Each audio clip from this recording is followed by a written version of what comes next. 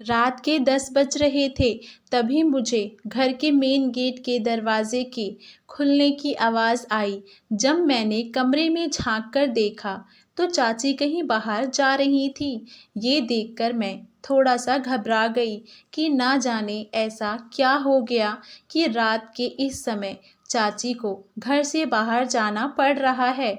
मैं उनसे पूछने के लिए तुरंत ही अपने कमरे से बाहर निकल कर आई। मैंने उनसे पूछा कि आप इतनी रात को कहाँ जा रही हैं? तो वे कहने लगी कि दरअसल एक ज़रूरी कस्टमर आया है ब्यूटी पार्लर में, तो बस उसी के लिए मैं जा रही हूँ। इसके बाद इतना कहकर वे वहाँ से चली गईं। मुझे तो समझ ही नहीं आ रहा था कि 10 बजे रात को कौन सा कस्टमर है जो ब्यूटी पार्लर में आया है। उस दिन के बाद अगले दिन फिर से मैंने देखा कि चाची रात को 10 बजे ब्यूटी पार्लर की तरफ जा रही थीं। इस बार मुझसे रहा नहीं गया, तो मैं भी डरते हुए चोरी चुपके उनके पीछे निकल गई। लेकिन वहाँ मैंने जो देखा, उसे देखकर तो मेरे होश ही उड़ गए। दरअसल चाची एक लड़के के साथ पार्लर के अंदर गईं और उन्होंने दुकान का शटर गिराकर पार्लर को अंदर से बंद कर लिया। अब मेरी समझ में नहीं आ रहा था कि ये सब हो क्या रहा है। आखिर चाची अकेले इतनी रात को उस लड़के के साथ ब्यूटी पार्लर में क्या कर रही थी, और फिर अगर उनका कोई काम भी था तो दुकान का शटर गिराने की ज़रूरत क्या थी? आखिर इस सब के पीछे क्या वजह है? मुझे तो समझ ही नहीं आ रहा था। मेरे दिमाग ने काम करना पूरी तरह से बंद कर दिया था। करीब 1 घंटे के बाद दुकान का शटर खुला और वे लड़का वहाँ से निकलकर चला गया। और जब चाची पार्लर से बाहर आई तो बुरी तरह से हाँफ रही थी और उसके पसीने भी काफ़ी निकल रहे थे। मैं चाची के घर जाने से पहले ही जल्दी जल्दी घर वापस आ गई। घर आकर मैं सोचने लगी कि काश आज चाचा ज़िंदा होते तो शायद चाची ये सब ना कर रही होती, या फिर उनके ये सब करने की जो भी वजह होती, वे चाचा खुद से पता कर लेते। मेरा नाम मानसी है। अभी कुछ साल पहले ही मेरे चाचा ने मुझे अपने पास रहने के लिए बुलाया था, क्योंकि मेरे पापा में चौथी संतान हूँ और पापा के सभी लड़कियाँ ही हैं। मेरे पापा ने मेरी पढ़ाई बंद करवा दी थी। जब ये बात मेरे चाचा को पता चली तो उन्होंने मुझे अपने पास बुला लिया, क्योंकि मेरे चाचा को कई सालों से कोई औलाद ही नहीं हुई। उन्होंने अपना बहुत इलाज करवाया, लेकिन इतने सालों में कुछ भी ऐसा नहीं हुआ जिससे उन्हें कोई उम्मीद नज़र आए। और फिर डॉक्टरों ने उन्हें ये कह दिया कि वे अब आजीवन न संतान ही रहेंगे, जिसकी वजह से वे बहुत ज़्यादा हताश और निराश रहते थे। लेकिन जब इधर पिताजी ने मुझे आगे पढ़ाने से मना कर दिया तो मैंने अपने चाचा को ये बात बताई, तो उन्होंने मुझे अपने पास बुला लिया। उन्होंने मुझसे कहा कि अब आज से तुम ही मेरी संतान हो और तुम जितना चाहो उतना पढ़ो लिखो। मैं चाहता हूँ कि तुम मेहनत करके एक बहुत अच्छी ऑफिसर बनो। मुझे भी पढ़ने का शुरू से शौक था। मैंने जब 10वीं में टॉप किया तो मेरे चाचा इतने खुश हुए कि उन्होंने पूरे मोहल्ले में मिठाई बंटवा दी थी। अब उनकी उम्मीदें मुझसे और भी ज़्यादा बढ़ गई थी, लेकिन क्योंकि वे छोटी मोटी प्राइवेट नौकरी करते थे तो मेरी आगे की पढ़ाई का खर्चा उठाने के लिए वे शहर चले गए, ताकि वे वहाँ पर और भी अच्छा पैसा कमा सकें और मेरी पढ़ाई लिखाई का जितना भी खर्च हो वे आराम से उठा सकें। इधर सब कुछ बिल्कुल ठीक ठाक चल रहा था, लेकिन फिर एक दिन खबर मिली कि चाचा का एक्सीडेंट हो गया है और मेरी और चाची की दुनिया तो उजड़ गई थी, क्योंकि हम दोनों के लिए सिर्फ और सिर्फ चाचा ही एकमात्र सहारा थे। चाचा के जाने के बाद घर का खर्च तक चलाना हमारे लिए मुश्किल पड़ गया था। इसीलिए फिर मेरी चाची ने मेरी पढ़ाई मजबूरन बंद करवा दी और जो भी जमा पूंजी थी उसे लेकर एक ब्यूटी पार्लर खोल लिया। मैं भी अपनी चाची के साथ ब्यूटी पार्लर में ही उन हाथ बँटवाने लगी। मैं उस वक़्त अपने घर वापस लौट कर नहीं गई, क्योंकि अपने घर जाने से बेहतर तो मेरे लिए यही था कि मैं अपनी चाची के पास रहती और उनका सहारा बनती। शाम के 5 बजे की तरफ चाची मुझे घर पर खाना बनाने के लिए भेज दिया करती थी और खुद 2 घंटे के बाद वापस आ जाती थी। लेकिन अभी कुछ दिनों से मैं नोटिस कर रही थी कि चाची रात को 10 बजे दोबारा से पार्लर की तरफ जाती थी। वे इतना लेट पार्लर में जाकर आखिर ऐसा कौन सा काम कर रही थी, मुझे समझ नहीं आ रहा था। मैंने बातों ही बातों में चाची से पूछने की कोशिश की कि वे आखिर रात को 10 बजे पार्लर में जाकर क्या करती हैं और वे लड़का आखिर वे क्यों आता है। लेकिन उन्होंने मेरी किसी भी बात का जवाब नहीं दिया, बल्कि उल्टा मुझे ये कह दिया कि मैं अपने काम से काम रखूं। लेकिन मुझे कुछ गड़बड़ नज़र आ रही थी और मुझे बार बार इस बात को जानने की बेचैनी हो रही थी कि चाची इतनी देर तक उस लड़के के साथ अकेले पार्लर के अंदर पार्लर को बंद करके क्या कर रही होती है, और जब निकलती है तो उसकी हालत इतनी ख़राब क्यों होती है। अगले दिन मैंने चाची का पीछा किया, तो जब तक मैं पहुंची तो पार्लर का दरवाज़ा अंदर से बंद था। मैं समझ चुकी थी कि वे लड़का आ चुका है, इसीलिए चाची ने दरवाज़ा बंद कर लिया है। मैं कुछ देर खड़ी होकर वहाँ सोचती रही कि अब आखिर अंदर क्या चल रहा है, ये सब मैं कैसे देखूं। तब मुझे याद आया कि पार्लर की छत पर एक जंगला है, जिससे झांक कर मैं देख सकती हूँ कि अंदर क्या हो रहा है। लेकिन आखिर मैं छत पर चढ़ूँ कैसे। फिर मैंने जब इधर उधर नज़र दौड़ाई तो पास के ही एक घर के बाहर मुझे सीढ़ी रखी हुई दिखाई दी, तो मैं तुरंत ही उस सीढ़ी को उठा लाई और चढ़कर छत पर पहुंची। लेकिन वहां पहुंचकर मुझे निराशा ही हाथ लगी, क्योंकि उस जंगले के ऊपर बहुत ही भारी सामान रखा हुआ था। उसे हिलाने की भी बहुत ज़्यादा कोशिश करती रही ताकि उसे बाहर से हटाकर अंदर जो कुछ हो रहा है उसे देख सकूं, पर मैं उसे टस से मस भी नहीं कर पाई। फिर थक हार कर मैं चुपचाप नीचे उतर आई और घर वापस चली गई।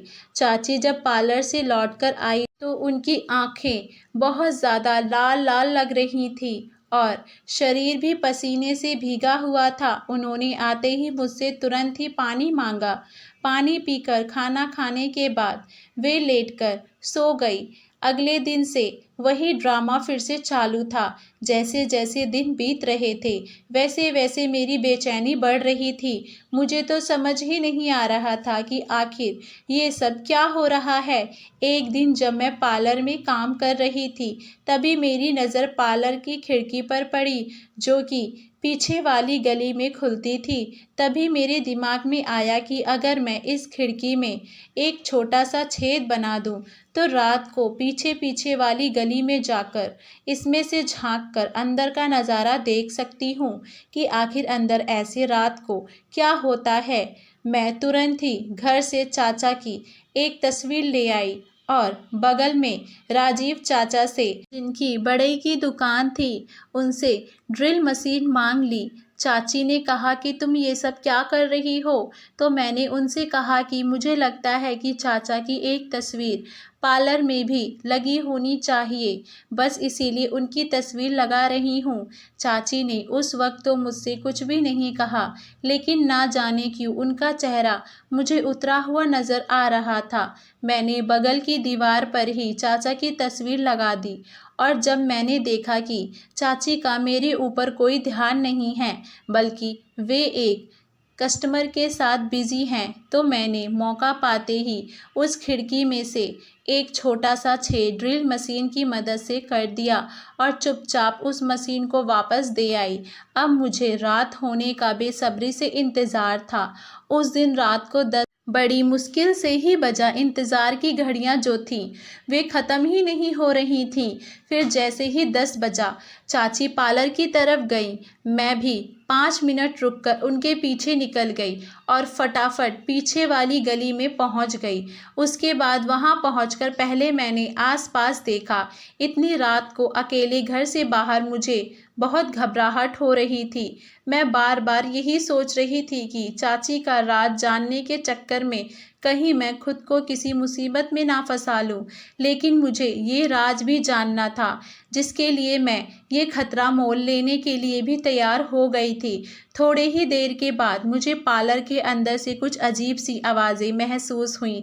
मैंने तुरंत ही खिड़की से अंदर देखने की कोशिश की। अंदर का नज़ारा देखकर तो मेरे होश ही उड़ गए, क्योंकि मैंने देखा कि वे लड़का जो चाची के साथ पार्लर के अंदर गया था, वे अपने कपड़े उतार रहा था। ये देखकर तो मेरे हाथ पैर कांपने लगे और वे जैसे ही कपड़े उतार कर लेटा और मैं आगे का कुछ देख पाती, तभी किसी ने मेरे पीछे कंधे पर हाथ रखा। मैं बुरी तरह से घबरा गई। पीछे पलटकर देखा तो कोई आदमी था जो कि शराब के नशे में धुत था। वे मुझे देखकर अजीब सी लड़खड़ाहट आवाज़ में पूछने लगा कि तुम यहाँ क्या कर रही हो। उसे देखकर तो मेरे होश उड़ गए। मैंने आओ देखा ना ताओ, सीधा घर की तरफ दौड़ लगा दी और घर के अंदर जाकर ही रुकी। मेरी हालत बुरी तरह से खराब हो चुकी थी। मैं सोचने लगी कि चाची का राज जानने के लिए आज मैंने बहुत बड़ा खतरा मोल ले लिया था। अगर मैं तुरंत ही वहाँ से ना निकल कर आती तो वे आदमी ना जाने मेरे साथ क्या करता। उस दिन मैंने सोचा कि अब मैं इस बारे में बहुत ज़्यादा नहीं सोचूंगी। चाची उस लड़के के साथ क्या कर रही है क्या नहीं, इससे मुझे अब कोई मतलब नहीं। अभी थोड़े ही दिन बीते थे कि एक दिन चाची को बहुत तेज़ बुखार हो गया। उन्होंने डॉक्टर के पास लेकर गई और दवा दिलाकर आई। दवा खाने के बाद उनका बुखार तो उतर गया, लेकिन उनके शरीर में अभी भी बहुत कमज़ोरी थी। फिर जैसे ही रात के 10 बजे वे फिर से पार्लर की तरफ जाने लगी। मैंने उन्हें मना भी किया कि ऐसा भी क्या ज़रूरी काम है पार्लर में, आखिर जो आपकी तबीयत ठीक नहीं है और आपको कमज़ोरी लग रही है, लेकिन फिर भी आप जा रही हैं। पर उन्होंने मेरी बात का कोई जवाब नहीं दिया और चुपचाप वहाँ से चली गईं। जब वे लौट कर आईं तो उनकी हालत और भी ज़्यादा ख़राब हो चुकी थी। अब तो उनसे ठीक से चला भी नहीं जा रहा था। मुझे उस वक्त गुस्सा तो बहुत आया कि ना जाने ऐसा कौन सा काम है जो इस बीमारी में भी नहीं छोड़ सकती, लेकिन फिर मैं चुप रह गई। अगले दिन सुबह तक चाची का बुखार नहीं उतरा, तो इसीलिए उस पूरा दिन पार्लर को मैंने अकेले ही संभाला। जब शाम को मैं लौट कर आई तो तभी भी चाची की तबीयत कुछ खास ठीक नहीं थी। इसीलिए उन्होंने मुझे मेडिकल से दवाई मंगवाई। मैंने उन्हें दवा लाकर दी और वे दवा खाने के बाद उन्हें बहुत ही गहरी नींद आ गई। रात के 10 बज रहे थे कि तभी मेरी दरवाजे पर दस्तक हुई। मैंने दरवाज़ा खोला तो सामने वही लड़का खड़ा था, जिसे अभी तक मैं चाची के साथ पार्लर के अंदर जाते हुए देखा करती थी। वे मुझसे कहने लगा कि आज तुम्हारी चाची पार्लर नहीं आई। तो मैंने उनसे कहा कि उनकी तबीयत आज बहुत ज़्यादा ख़राब है। तो कहने लगा कि फिर मेरा काम कैसे होगा। थोड़ी देर सोचने के बाद वे बोला कि आज मुझे तुमसे ही काम चलाना पड़ेगा। मैंने भी उससे कहा ठीक है, क्योंकि मुझे भी कहीं ना कहीं ये जानना ही था कि आखिर वे और चाची पार्लर के अंदर जाकर ऐसा क्या करते हैं कि दरवाज़ा बंद कर लेते हैं। मुझे उनके साथ जाते हुए बहुत ज़्यादा डर तो लग रहा था, लेकिन क्या करती, ये राज जानने के लिए मेरे पास उनके साथ अकेले जाने के अलावा और कोई रास्ता भी तो नहीं था। मैं घर का दरवाज़ा बंद करके उसके साथ पार्लर चली गई और उसने पार्लर का दरवाज़ा अंदर से बंद कर लिया। ये देखकर मैं और ज़्यादा डरने लगी। फिर वे एक एक करके अपने कपड़े उतारने लगा। मेरे तो हाथ पैर ही कांपने लगे कि आखिर अब ये आगे मेरे साथ क्या करेगा। तभी उसने अपने साथ लाए हुए सामान में से एक तेल की शीशी निकाली और मेरे तरफ आगे बढ़ाते हुए मुझे देने लगा। मैंने शीशी को पकड़ लिया। फिर उसने देखा कि मेरे हाथ कांप रहे थे, तो वे मुझसे कहने लगा कि बहन घबराओ नहीं। जब मैंने उसके मुंह से अपने लिए बहन सुना तो मुझे थोड़ा राहत महसूस हुआ। उसने कहा कि ये एक आयुर्वेदिक तेल है जिसे तुम मेरे शरीर की मालिश कर दो। जब मैंने उसके शरीर की तरफ ध्यान से देखा तो उसके शरीर पर मुझे बहुत ही अजीब सी खुश दिख रही थी। वे कहने लगा कि दरअसल मुझे एक भयानक बीमारी हो गई है, लेकिन इसका कोई ऐसा इलाज नहीं है जिसमें मैं दवा खाकर ठीक हो जाऊं। उसने कहा इसका सिर्फ एकमात्र इलाज यही है कि मुझे पूरे 2 साल तक इस तेल से हर दिन अपने शरीर की मालिश करवानी है। इस तेल से मालिश करने से 24 घंटे तक आराम राहत रहता है। 2 साल के बाद ये खुजली अपने आप ही ठीक हो जाएगी। ये बात मुझे डॉक्टर ने कही है। उसकी पूरी बात सुनने के बाद मैंने पूरे 2 घंटे तक उसकी ठीक से मालिश की। उसके बाद उसने मुझे 500 दिए और कहने लगा कि तुम मेरी इस बीमारी का राज किसी को मत बताना, ये मेरी तुमसे प्रार्थना है। मैंने कहा कि भैया आप बिल्कुल भी फ़िक्र मत करिए, मैं किसी को भी ये बात नहीं कहूँगी। मैंने उनसे कहा कि लेकिन आप इतनी रात को मालिश करवाने के लिए क्यों आते हैं? तो वे कहने लगा कि दरअसल मैं जिस जगह पर नौकरी करता हूँ वहाँ पर मेरी रात 9 बजे तक ड्यूटी रहती है और यहाँ आते आते मुझे रात के 10 बज जाते हैं। मैंने पहले भी कई लोगों से अपनी मालिश करवाने के बारे में बात की, लेकिन जब उन्होंने मेरे शरीर की हालत देखी तो उसे देखकर मेरी मालिश करने के लिए कोई भी तैयार ही नहीं हुआ। लेकिन जब तुम्हारी से मैंने इस बारे में बात की और कहा कि मैं उन्हें हर रोज़ 500 दे दिया करूँगा तो वे मेरा काम करने के लिए तैयार हो गईं। बस इसीलिए मुझे यहाँ पर आना पड़ता है। उसके बाद वे वहाँ से चला गया और मैं भी पार्लर बंद करके वापस घर लौट गई। अब मुझे समझ आया था कि चाची रोज़ रात को 10 बजे ही पार्लर क्यों आया करती थी और दरवाजे को अंदर से क्यों बंद कर लेती थी, क्योंकि वे नहीं चाहती थी कि उस लड़के का राज किसी को भी पता चले। मुझे खुद की सोच पर भी अफसोस हो रहा था कि मैं चाची के बारे में इतना गलत सोच रही थी, जबकि वे तो एक नेक काम कर रही थी। धन्यवाद दोस्तों, आपको हमारी कहानी कैसी लगी हमें नीचे कमेंट बॉक्स में अपनी राय ज़रूर बताइएगा और हमारे चैनल वानी वॉइस को लाइक शेयर सब्सक्राइब करना ना भूलें। अगर आप हमारे चैनल पर नए हैं तो हमारे चैनल को सब्सक्राइब ज़रूर करें। अब हम आपसे मिलते हैं अपनी अगली स्टोरी में।